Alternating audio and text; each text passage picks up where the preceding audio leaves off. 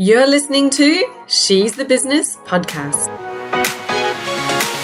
Right. Hello. Welcome, Lisa Twohig, to the She's the Business podcast. I'm actually welcoming Lisa back to the podcast because we recorded an episode way back when I first began it, and she has come a long way in her business since then. Lisa is a visibility and content coach.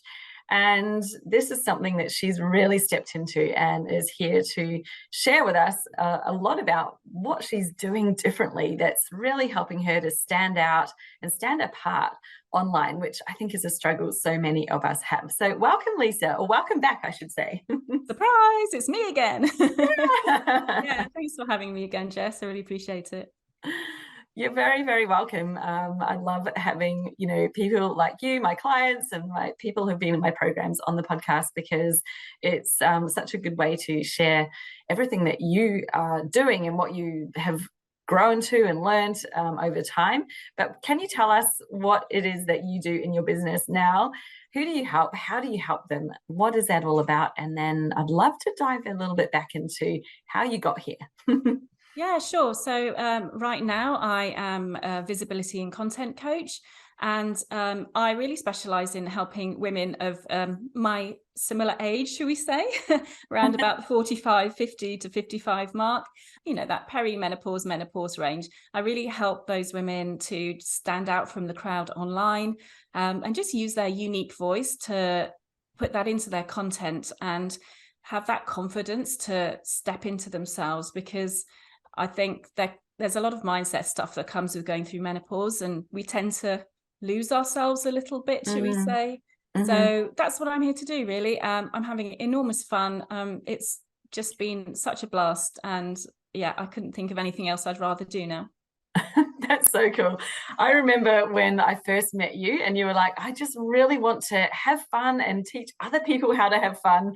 That was one of the first things that's really stuck in my mind from our very first conversation. And to see you doing that now, it's amazing, because look at the fun you're having, and also what's that's meaning for other people, where we're actually feeling like, hey, it's okay to have fun.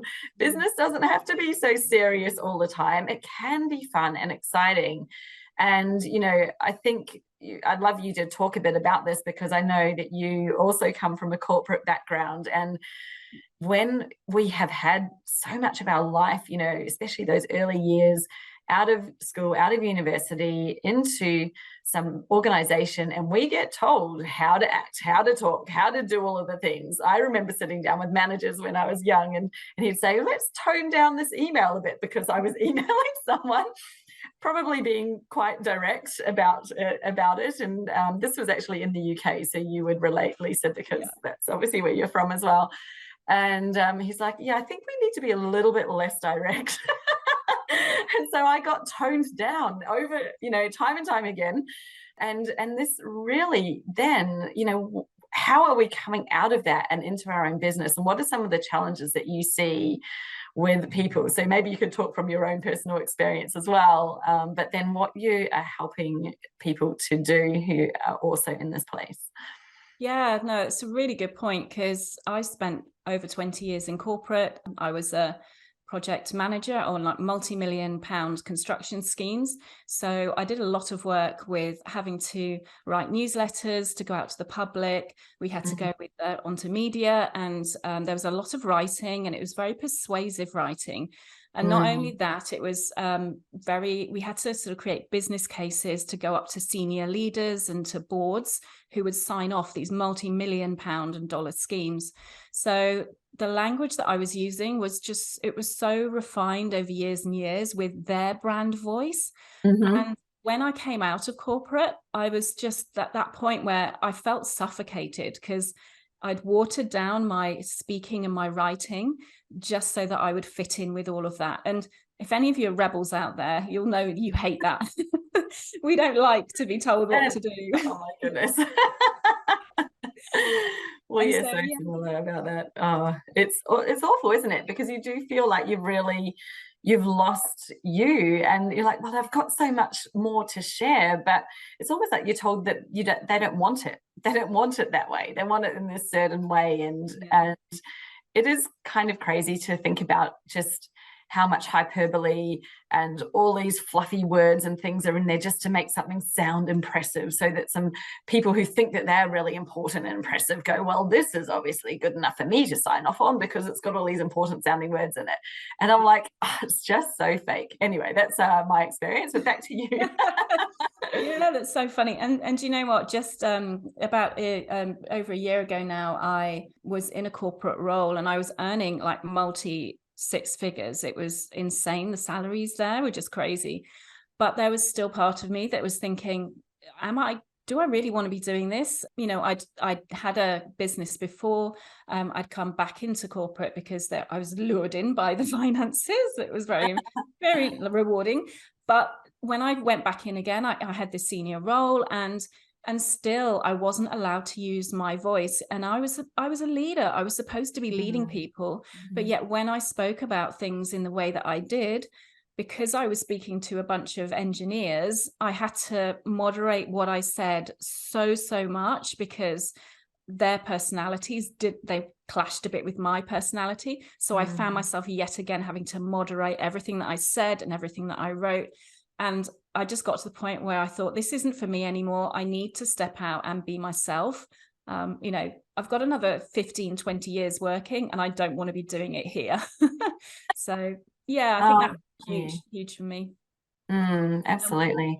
And what did you see, because I guess that's part of, or you referred to it just earlier, how you had to break down a lot of this learned way of being, and to actually be able to step into being the real you. And I've been watching you do this over time, and what a journey you've been on. I'd love for you to share for everybody else, what for you, some of the highlights and the phases that you went through in order to get to where you are today.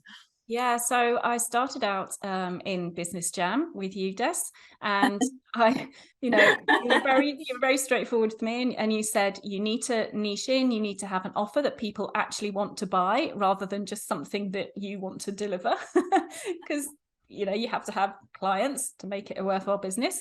And so the more I kind of thought about that, the more I thought, okay, I really need to get to know my audience and who I'm speaking to. And I kind of lost my way a little bit, because I realized that I actually wasn't in the right niche for me. I was actually in a place where I was trying to coach women who were in the corporate space how to get better pay, how to get a promotion. And it was all about giving them the confidence to do that. So there's a running theme here of the confidence coaching. But what I realized was that I was actually still trying to speak to people in corporate when I myself didn't want to be in corporate. And it was this huge revelation, and like the scales dropped from my eyes. And and I was like, why am I working with people in corporate where I'm trying to get away from all of that? Yeah. So for me, that was just a huge pivotal point when I thought, okay, I absolutely need to change my niche. And so I switched over to a place where I was having fun. And that was all the spaces online which had women in business, in their entrepreneurial journeys. And it was just such a lot. There were so many supportive communities out there. And I thought, these are the people that I want to be working with.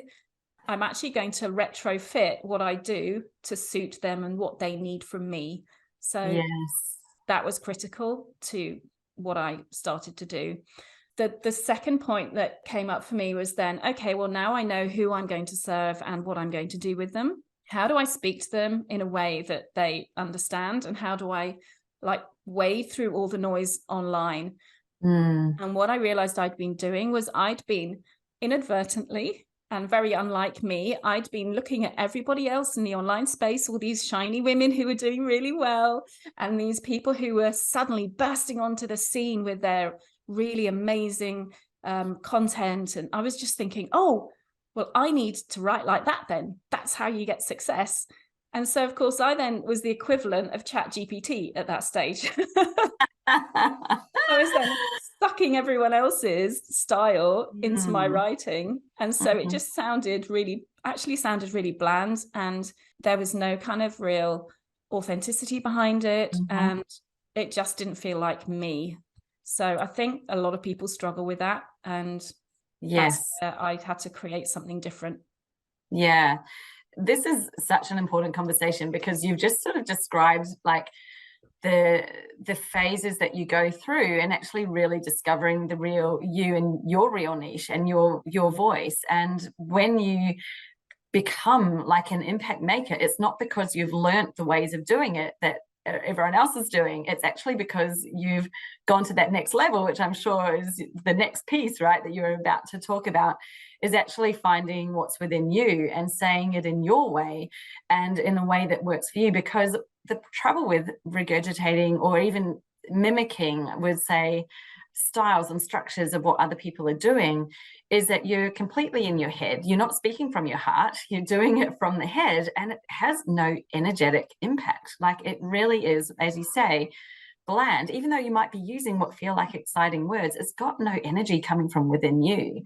And that is the real key. So it's so interesting because, like you say, you started off with a niche that was niche, but it didn't feel right for you. And so all of this is part of like peeling back the layers, actually going, well, it is confidence, but it's not confidence there. Like, what is it and where is it and what is my thing? And it does take time to, I think, find yourself at the core and where you are. And what would you say when you know, now that you do confidence around visibility and content, what is one of your core themes that you think has really made a difference for you in how you present and put yourself out there?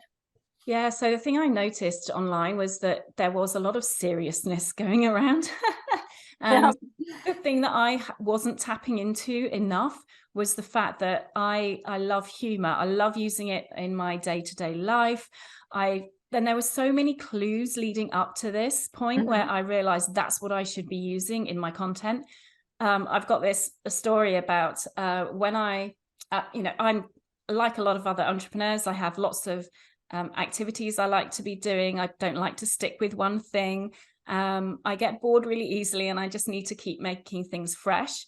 So rather than doing things like going to the gym to get fit, then to me, that's like the most boring thing on earth. And I just couldn't bear doing it. So I would always find like the different classes to go to, and the more fun they were, that's how I would stay on an exercise routine.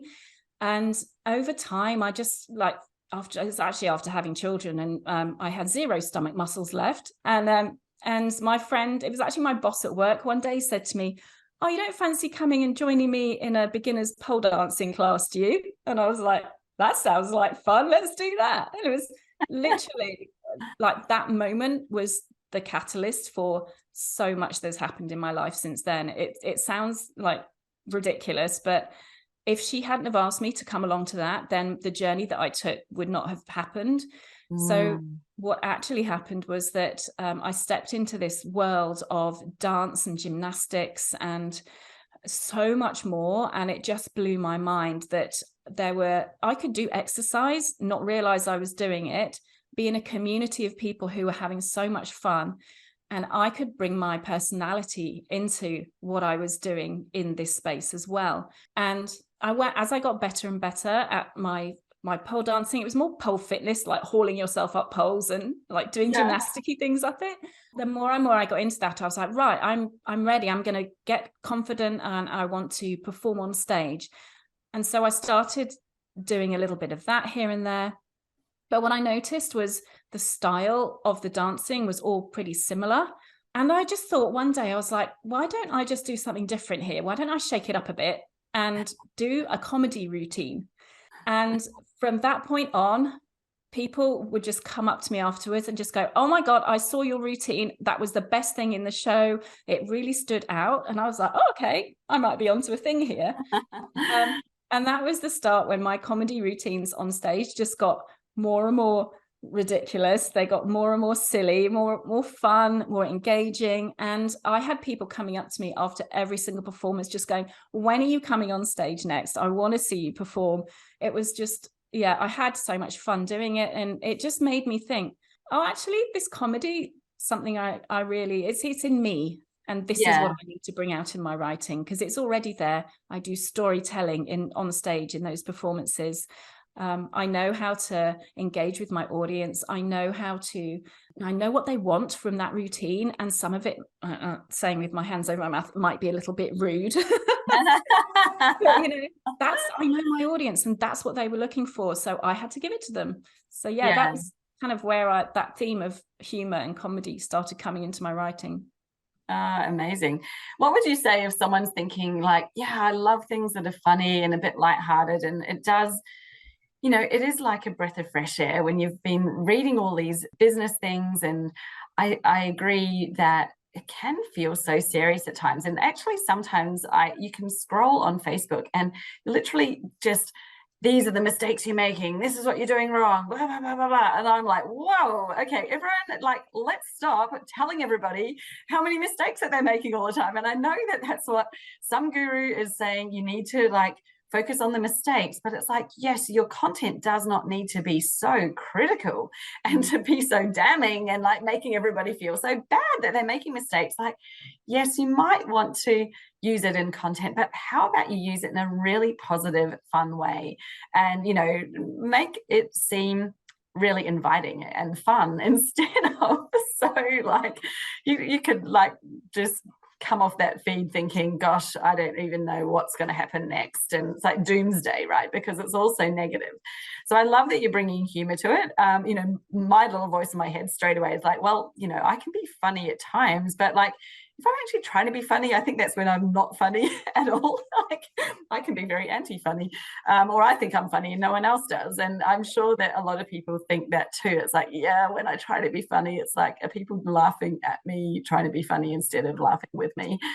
So what would you say to someone who, is there a way to actually create genuine humor that you've figured out that you can share with us? Because I'm so interested in that.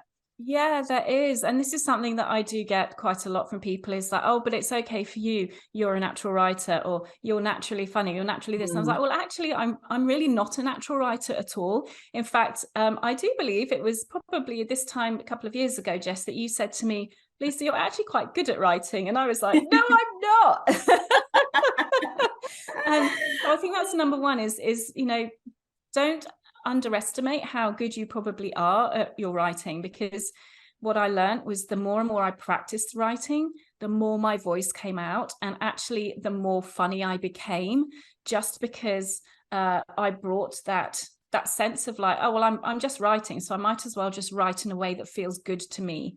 And if that feels good to me, there's probably a similar voice that I'm using when I talk to my best friends and when we're having a laugh, when we're having a few drinks.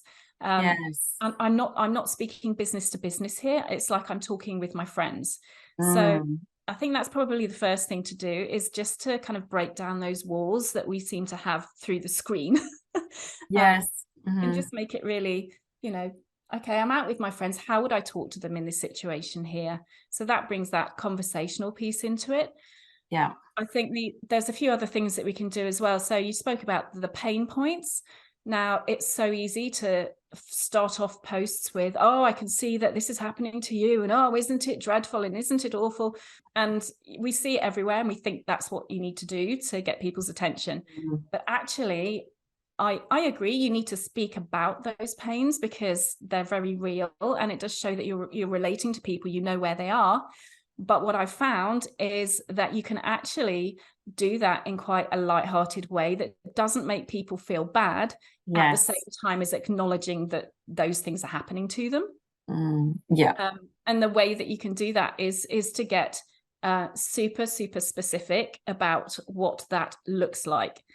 And to give you an example, if I was to say, for instance, I have a coaching practice and it makes you feel happier in your life, then what I would say is, okay, well, what does happy look like?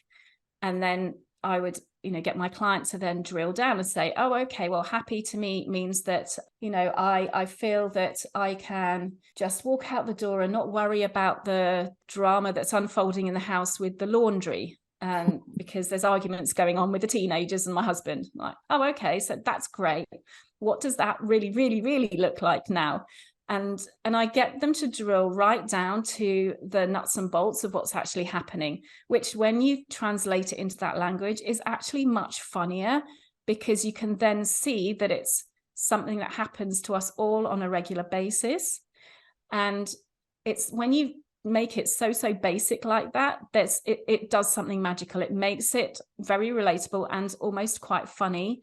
So for instance, I would talk about, you walk out the door knowing that your teenagers have found the last laundry tab, in the camping bucket, instead of it, having to put in half a cup of bleach into the washing machine. And when you actually get down to those like nitty gritty levels, what it does is it puts a picture in people's minds. So they're thinking, oh, okay, I can actually see my son going into the camping container to find the last washing tab, rather than putting a whole load of bleach in the washing machine and bleaching everything, like all my red stuff pink. You can actually visualize that happening, and that takes it away, that pain, but it speaks to that reality of what's going on in your situation. That's so true. It makes a visual image immediately in your head, and it's sort of almost reflecting. It's like there's a mirror, right, that you're looking at, because we all would come up with our own visual idea of what that looks like, and what it means. So it's like you're seeing your problem yourself rather than having someone tell you that there's a problem. And that's probably the beauty in that shift. Amazing. Yeah, that's right. And what it does also is it shows people that most of the stories. So I'm a big storyteller online as well. In most of my emails, I tell sort of stories that relate back to the lessons that we need to learn in business. And what the stories do is they give that sense of humanity, that you are not just some shiny lady on the other side of the screen. You have a life that goes on, and you have these real things that are happening to you that are very relatable to other people. Yes. And that just, it does break down those barriers, and it makes people trust you more, because they can visualize what's happening in your life. And what they do then is they transpose it into their lives too. So the minute they start imagining, oh yes, well that happened to me, but in a slightly different way, that's when you've got their attention, is when they're starting to create their own story in their own head of what's happening in their life. So that's something which doesn't necessarily need to be humorous. It's entertaining, because they're now creating, it's almost like a film. They've got their own little film in their head, and that's keeping them engaged with what you're writing. Oh, I love that. That's so powerful. And actually, it can just be so easy, can't it? Because you can think about, well, what's going on right now? How does this relate to what I want to talk about? And actually just joining those dots for people is so powerful. And, there was something that I heard recently as well, was, often when we're wanting to share a perspective or something new with people, it may be something that they really don't know about. And so you're often trying to connect two dots for them of two things that they don't know about, right? Because it's like, hey, there's this, and then that means that. And it's hard. It's hard for our brains to make that connection, even though someone's sharing it with us. And so that's where using a story or an analogy is so powerful, because straight away, if you can say, well, it's just like this, and share something that they would 100% know, because it's just an everyday thing that they're doing, or that they would have experienced or seen or could very easily imagine, it makes that point that you're making land suddenly, because they're like, oh, now I get it. I've never heard someone explain it that way before, but that's exactly it. And you're really good at doing that, Jess. It's using your analogies, and I definitely learned from you on it's this form of storytelling at the end of the day. That the only issue with that is, unfortunately, because of the amount of people who are online and using those sorts of analogies, we need to get really clever at using different analogies now. So the humor that comes into it is I start using really random analogies that people wouldn't normally put two and two together. So I'll give you an example. There's, if you think about, people use the skyrocket your business quite a lot. And to me, it is an analogy, or it's a simile, because you can see what's going on there. But the fact that there's not many people who have much relatability with rockets, that's number one. That's number one struggle for me. It's like, yeah, skyrocket. It just reminds me a bit of Tesla, dude. And that's you. Yeah, no, don't like Yeah. that. Elon Musk, your business. Elon Musk, that's it. Elon Musk, yeah, I don't want that. So you know, and secondly, like everybody's saying it, and the minute everybody starts saying it, you will get drowned out within that noise. So I often like to think about either analogies that are so completely off-piste, and they're not particularly imaginative ones. They can be literally something that when I'm walking to the shops, something will pop into my head, or I can be out and about and I'll see something and I'll be like, oh my goodness, that's just like the message that I'm trying to get across. And so trying to, you know, keep your eyes open around you all the time, because there's different analogies you can be using all the time that are different from the ones that everyone else is using. So that's something that's really key, I find to using analogies. And just to make them, if you want to add on like an extra layer of humor into that, if you start off with an analogy at the beginning of your email or beginning of your content piece, to link back into it at the end, it kind of ties up that whole piece of content, which I find people really appreciate that, because that in itself is a form of storytelling, and we love stories. Yeah, amazing. So tell us a bit more about that, because I think often someone can write a really good post and you're like, oh, this is brilliant, but people don't necessarily see it because the initial line or first two lines aren't capturing the attention, because we probably started off writing the way that we all like learned how to write, is like, right, well, I'm going to introduce something. So you're kind of introducing it, but by the time you've got to the meaty part, you know, they haven't actually clicked read more, and so they've missed the whole meaty part of your post. What is your advice around that very initial, the hook? Because I think this is something that you've been doing really, really well in a lot of your posts, and why people have been, you know, engaging with your content so much. Yeah, so this one is something, and I will confess here, I do use a little bit of ChatGPT to help me. And it's pretty much the only time I do use it, because what it does is it takes an idea that I've already got and it expands it in a number of ways, so I don't have to do all that brain work. So that's my first tip, is if you you can use ChatGPT to help you with that. And bear in mind that most good copywriters spend 80% of their time on the hook. So that's what cuts the time down for me. So is it something like, you know, here's a subject line, give me 30 other examples, or, you know, so you're asking it to give you some other, you know, like do a brainstorm for you essentially, so that you're not doing that yourself?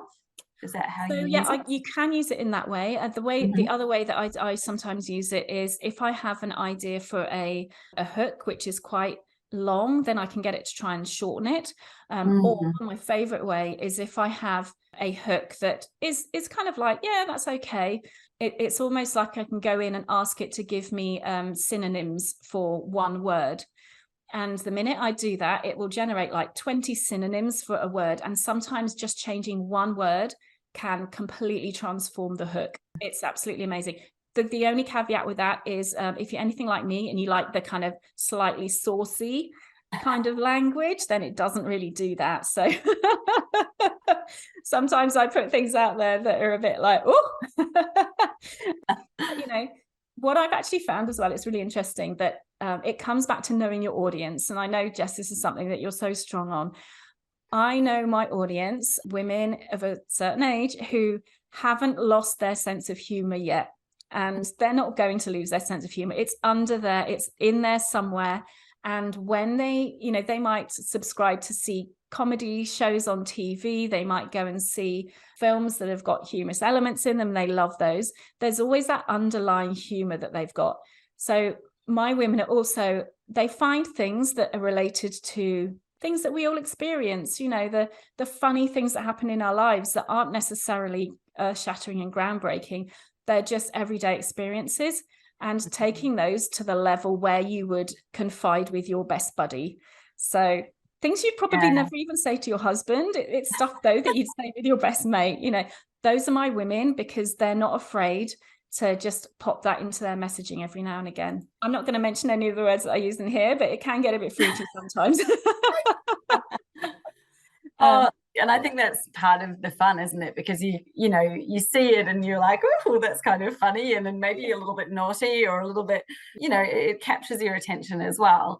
And I think it's all about, something I wanted to come back to as I was thinking when you were speaking earlier, is there's a real lack of letting go of judgment. So, when you're saying it's like when you're speaking to your bestie, well, think about what you say and how you talk when you're talking to your bestie. You just talk. You don't stop and go, well, hang on, should I say that or shouldn't I? Or maybe I need to water that down a little bit, or how will this be perceived? You don't have any of that going on in your head when you're speaking to someone that you're very, very comfortable with. Yeah. And so it's really like dropping that judgment and, really asking yourself, well, where does that fear come from? Yeah. When we're doing this from our business perspective, we're thinking that people are going to judge, or there's a negative outcome to you actually sharing or speaking in a way that is natural to you. And therefore, you're trying to speak in a way that you think that they want you to speak in. For goodness knows, follow that thought train. Like, why am I doing that? What is it? What am I afraid of? How will I think that they'll judge me? And what does that actually mean? Yeah. Because when we drill down into it, it makes no real sense at all. Like, we're all people, and you think about, well, who do you follow? Why do you follow them? What is it about them that you like? And more often than not, I would imagine if you wrote down a list of names that you follow, and then for each one, what is it about them? It's going to be things like, oh, I just love their vibe, or they're really real, they're so relatable, they just say it how it is, like, yes, they're not sugarcoating it, there's no fluff going on. And I'm sure that there's going to be a theme there, right, of like reasons why we love certain people and why they're so magnetic, why they're so attractive. And it's like, well, imagine if we can kind of then step into that and be that ourselves as well. Yeah. We're all going, well, we want more followers. Well, hey, the answer is right in front of you. It's actually what you love about the people that you follow. And let's just be more of that without the worry of what we're losing, because if someone's not liking it, they're not your person anyway, are they? I think that's so true. And that's something that I had to learn incrementally. So my big theory is I'm not one of these people who will like pressure you into like, be more confident, come on, just go and do it. I definitely don't subscribe to that, because I've learned my nervous system can't handle that. So when I started to develop my voice and find it, what I did was I unfriended most of my family on my business page. And anyone who I definitely didn't want seeing that stuff, I unfriended. But I didn't really start using my voice on my business Facebook page for a little while. What I did was I went in some of the Facebook communities that I felt really comfortable in, and I built my voice in those communities. And the more I did that and stepped into that, the more encouragement I got and the more confidence I got. And then it was only after a couple of months of doing that I was like, okay, I'm ready now to actually be this same level of sass on my business Facebook page. And so, you don't need to go full bore all the way. It takes time. And even people who have been in my world for like the last sort of 4 months have said, oh my goodness, I can see you stepping in again much more into your voice. It's growing and growing over time, so they can see that journey too. So it's not like a turn on the tap and here it is. It does take time, and that's what I support my clients in, is really being comfortable that this is a process that you go through, and practice. You're not going to be able to hone your voice if you're not writing and you're not speaking and you're not doing that practice. It doesn't come from thinking it. Yes, exactly.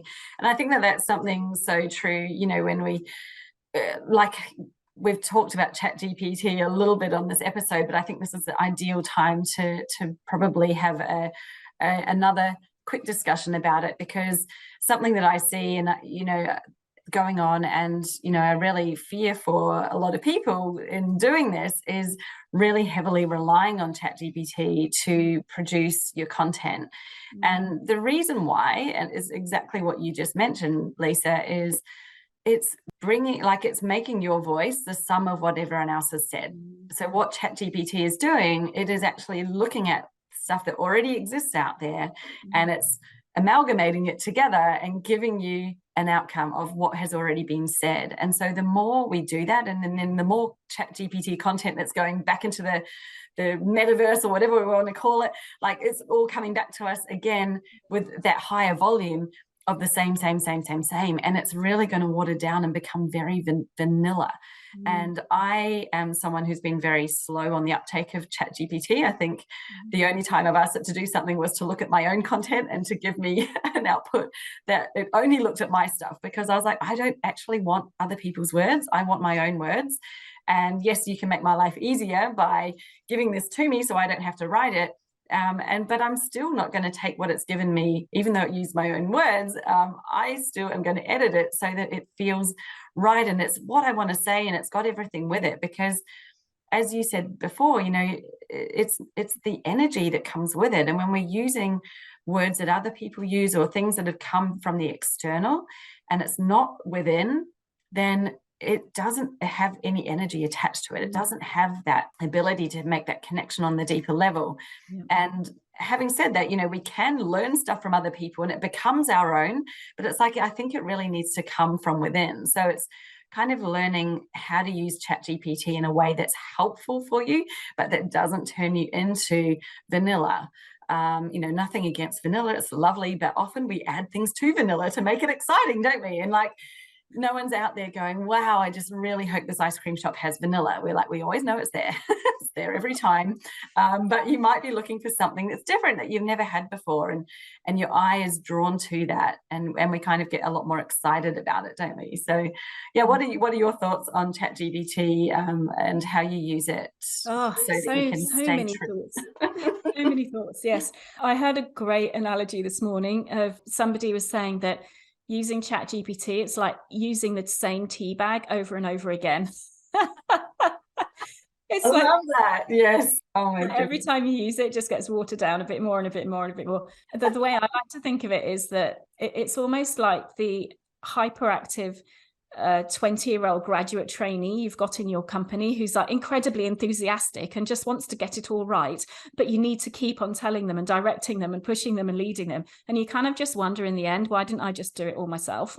It would have been so much quicker and I would have got what I wanted out of it. Yes. Yeah. So yeah, but there is an element of that. And one of the things that is really key for me is, if I'm going to be in this business for the next 10, 15 years, and I wholeheartedly hope I will be, I want to know that I don't have to rely on anyone or anything to create that connection with my audience.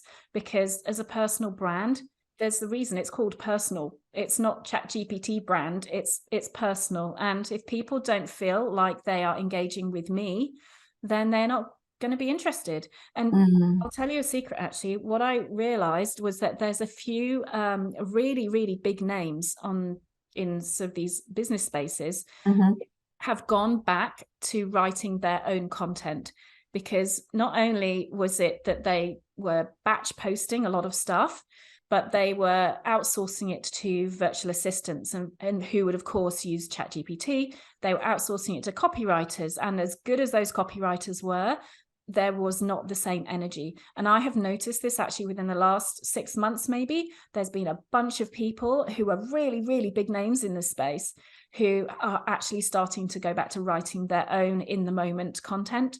And it was just like, oh my goodness, this is amazing. This is where we need to be going, is keeping that connection, because the energy, as you're right, the energy is just off. And we're not stupid as consumers. We know that. No, that's so interesting, because you know, everybody, I'm not going to say everybody says, but I think it's something that you do hear people say, you know, well, outsource things to someone else, anything that's taking up your time. If they're low paid tasks, get someone else to do it. And, you know, I had times years ago where I experimented with somebody writing some content for me. You know, I attempted to have someone help me with social media many different times. And it got to the point where I was rewriting everything anyway. And so I went, I'm actually not going to do that anymore. And I completely flipped the whole model. And I think it's something I shared with you a while ago, Lisa, but maybe share with everybody else as well, was it's like, well, it's my content and my voice. And so I'm kind of the only one who can create it. However, I can have someone help me to put it out there. So it's like, I'm the creator, my voice, my words. And yes, if someone else posts it for me, well, hey, that's something that they can do, and that takes the time away. But I think I was already on that well before ChatGPT emerged, because I was like, it actually just doesn't sound right when someone else is saying it or writing it. I could tell. Maybe I'm very granular on that, but for me, it was like it didn't land. I didn't like it, and I couldn't have it where someone else could do that for me. And I think this is the thing with, like you said, with the personal brand is, well, it's me speaking, and so I could just have allowed it and let it be, but it actually doesn't come with the same weight. It doesn't come with the same tone, just because of tiny little choices of words or slight things in there that wouldn't have been the natural way that I would have said it. And you do create your best stuff, like something that I'm not sure if you I kind of get into a mode of being humorous or not. If there's something that you do, I'd love to hear about it. But it's like almost sometimes where, you've been sitting there trying really hard to write something, and I almost go, just stuff this. Yeah.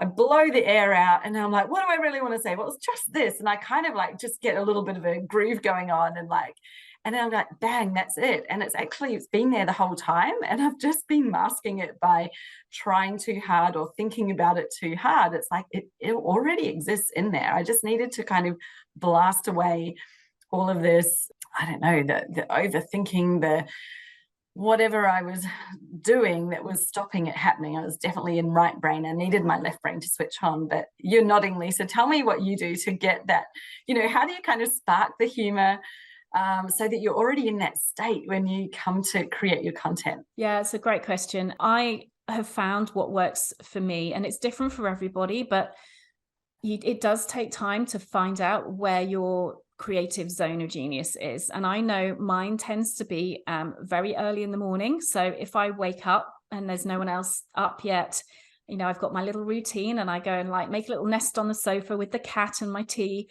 And I suddenly have all these creative thoughts that pop out. Sometimes that might translate into funny posts. Sometimes it might not. But what I tend to do is I just go with it, and I keep writing, and I just see what comes out. So that's one way of doing it. And that tends to be first thing in the morning. The other thing that I do is I do not write well. When I'm like, oh, okay, I'm going to sit down and write a post. Let's go and sit at my desk and do it. That doesn't really work for me. I'm a bit of a fidgeter anyway.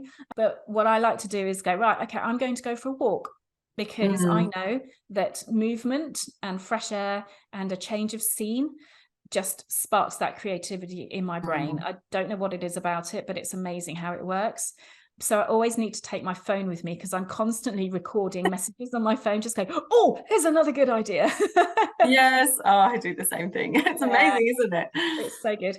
But, in terms of writing funny content, my secret really is I will start off with one expression or phrase or analogy, and then I will go, okay, great, this is the great first line. What else is there in this topic that is funny about it? How can I, what are all the other things about this analogy that actually would really make it even funnier? And so, for instance, I had one post the other day. I'm giggling just thinking about it. I was like, oh, goodness me, this is a bit like The Bachelor, isn't it? We're kind of all standing up there, like, with our best frocks on, just going, pick me, pick me.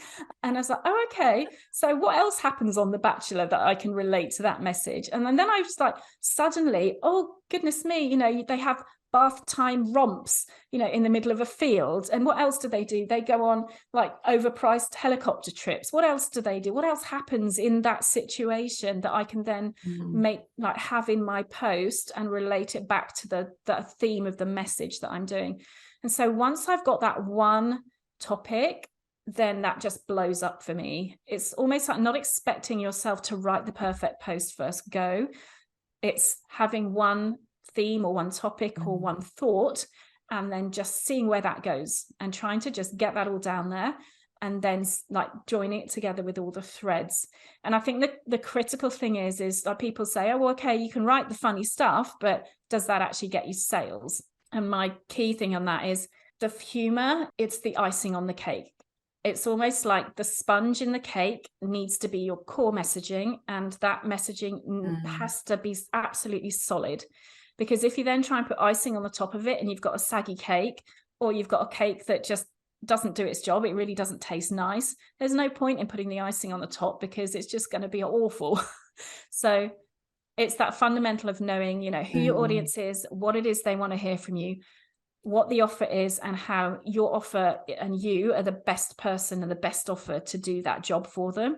And once you've got all that sorted, the humor on top of it is where the gold is.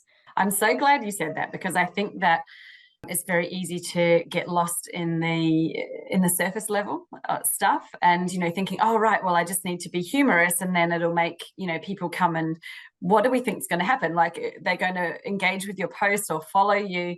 That doesn't necessarily mean that they're a buyer, right? Because if your content, it doesn't have that founding of the message underneath, the humor you're using to help make the point, to help engage and make it interesting, but there's actually an underlying message in every post that is 100% related to your offer and what it's all about, and helping you to attract the right people.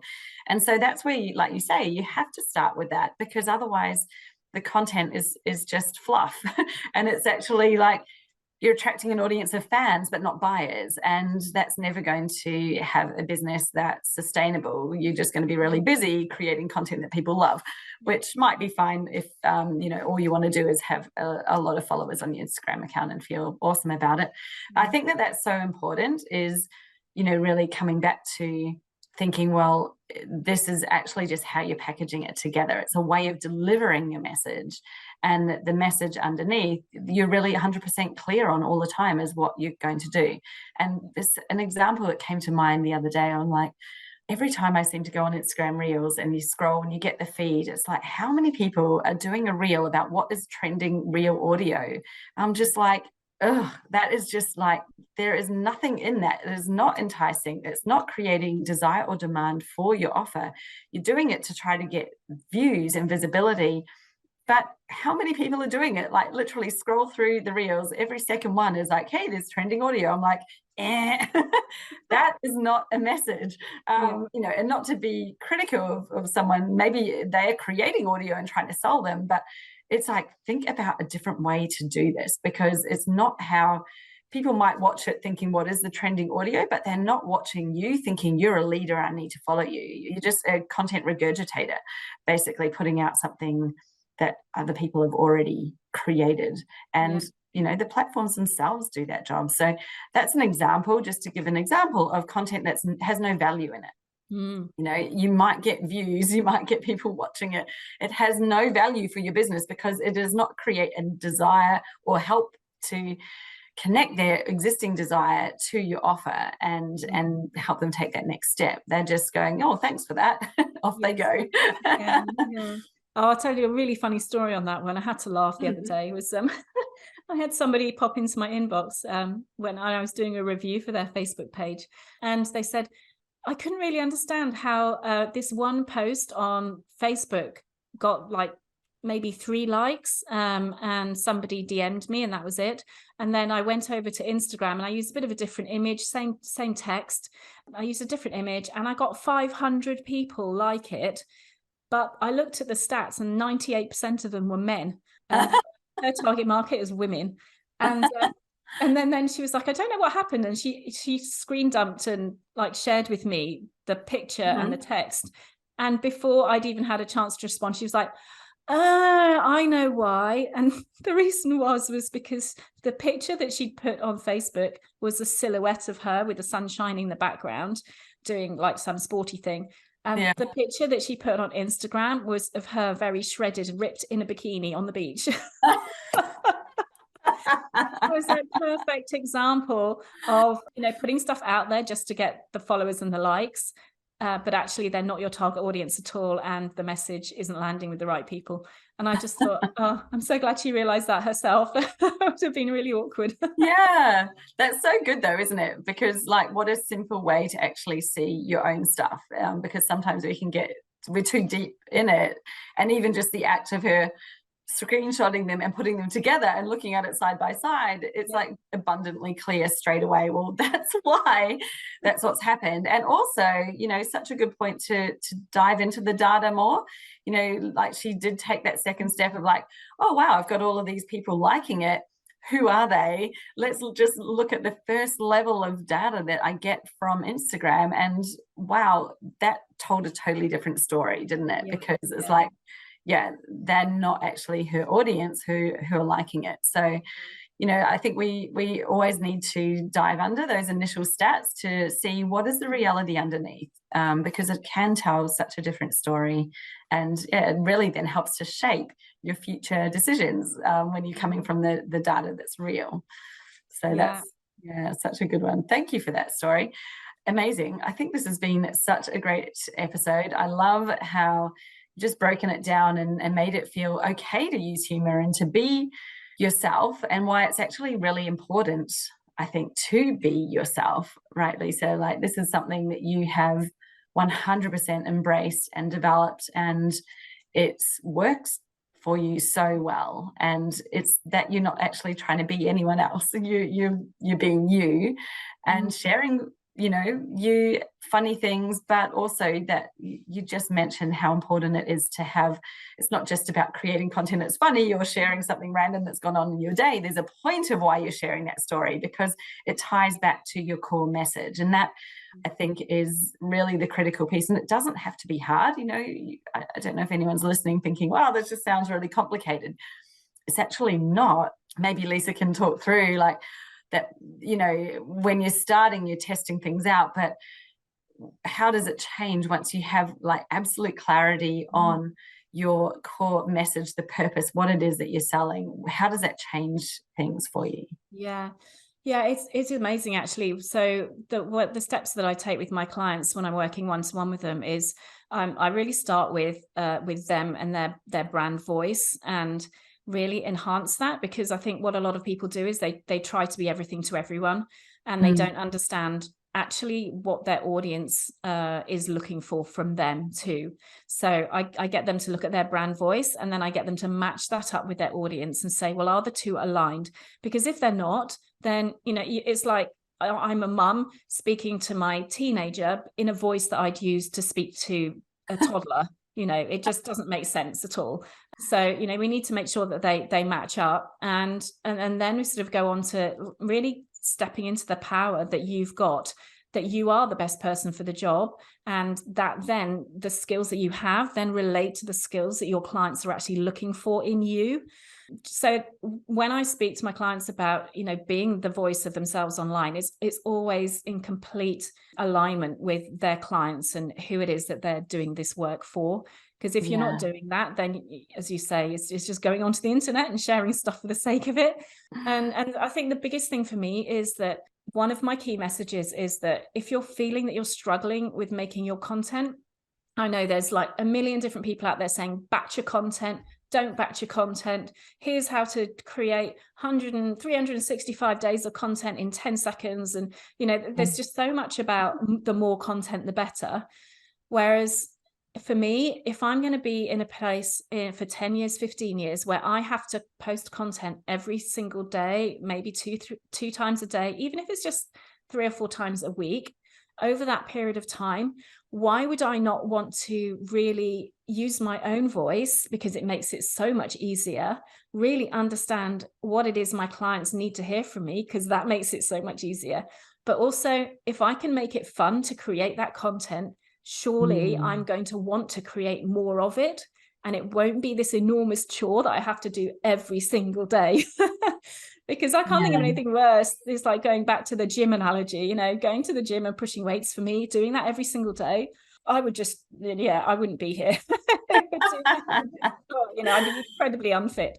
So I think for me, it's matching up that, how you want to come across online, what your audience needs from you, and how to make that sustainable so that we can actually generate a profit and keep going for, you know, the next 15 years. If we're we're not going to retire anytime soon, are we? Because we love this so much.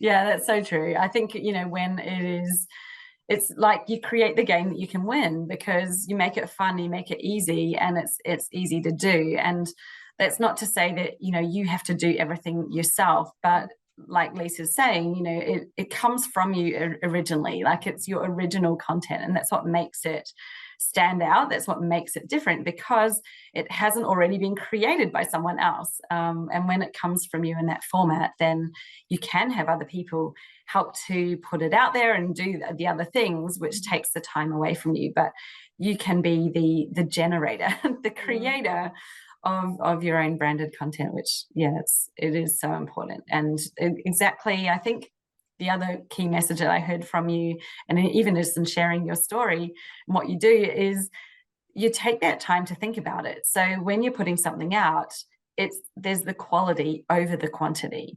And I love that you shared that, because it's something I'm always telling people. I'm like, it does not matter whether you post 3 times a day, once a day, maybe 3 times a week. Like literally there will be somebody out there with a method for any type, maybe even 5 times a day. Someone's out there saying you have to post 5 times a day.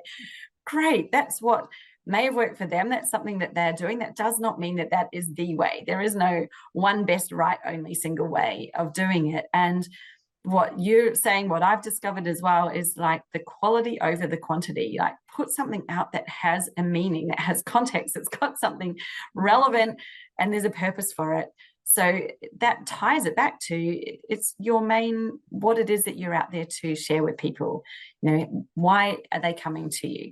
You know, and that's why I think there's so much, you know, misappropriated advice out there, where it's like, oh, you know, create something funny that engages someone, like sharing a cat meme. It's like, well, if your business, if there's no relevance or connection from that meme with what you're doing, then it is absolutely pointless waste of time if you're doing it. Even though you're getting people that, you know, might see your content, they're seeing a cat meme. It doesn't actually add any value to you and your business by doing that.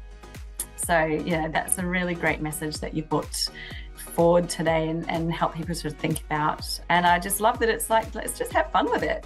You know, what if you just went, okay, well, if I was going to have fun, what would be fun? What would I like to talk about? What do I really want to say? You know, if I had no judgment or no one sitting there, what would I say if I was just speaking to, maybe we imagine nobody's there, or our best friend, or someone that we can share with without the judgment, because that might be a good place to start, right? Yeah, absolutely, definitely. Yeah. Now, if anyone wants to follow you and come and see some of your funny, humorous content and engage with that, where would we best find you, Lisa? Yeah, so my main Facebook page is Lisa T Coaching. That's my business page. I don't do my Facebook profile. And my website is www.lisatcoaching.com.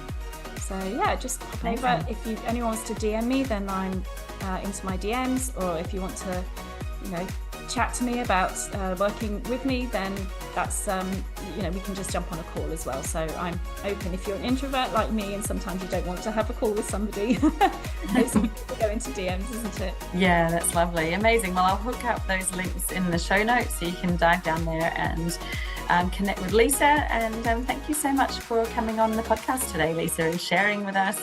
It's been amazing. It's awesome to see you standing out, doing something different, and just the huge impact that it's having for you and your business as well. Thanks, Jess. I've loved it.